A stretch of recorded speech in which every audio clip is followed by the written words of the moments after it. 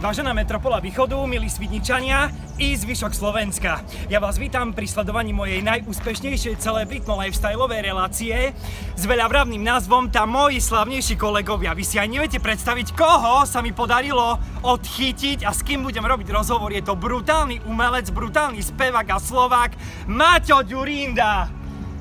Ahoj Maťo. Ahoj. Ten mikrofón nefunguje, ale je to OK.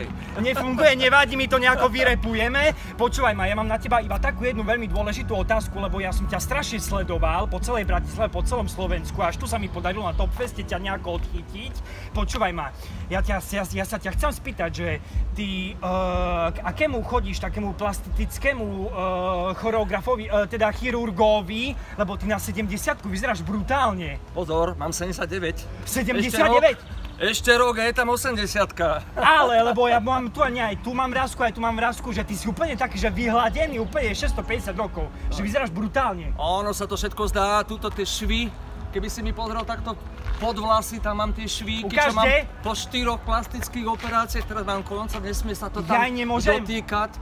Tam sú tie plastické operácie, celá tvár je natiahnutá. Ale 3 plastické operácie sú po mne, za mnou. Po tebe? Či za tebou?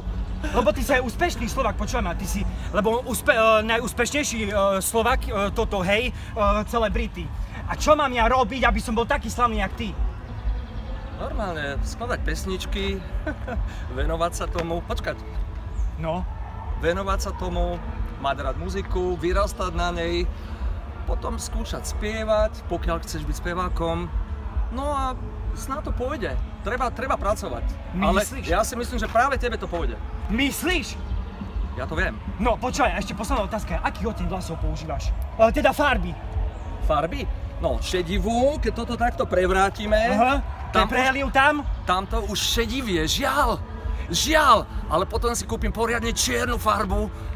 Nech tie šedivé vlasy na pravej strane, ktoré začínajú rašiť, tak potom ich budem prekrývať. Ale to má ešte rok čas. Ale ty si normálne koniec, lebo aj mne tu na to tie pajka lesy, tu tiež že to začína, to tá šediva. Počúvaj Maťko, ja som brutálne rád, že si vôbec mi obetoval tvoj čas. Ja ťa zdravím, sledujem ťa brutálne a prosím ťa, odkáž mojim fanúšikom, mám ich 3, že pozdravujem Svit TV a moji slavnejší kolegovia. Áno, áno, spoznávam ho poprvýkrát, sa mi dostal pod ruky. Spoznávam Svit TV. Lukáš Pavlásek. A budem mu držať palce, nech mu fóry vychádzajú. Nech mu fóry vychádzajú vždycky lepšie ako so mnou. A bude to super. Zabil si. Nie, teba nie.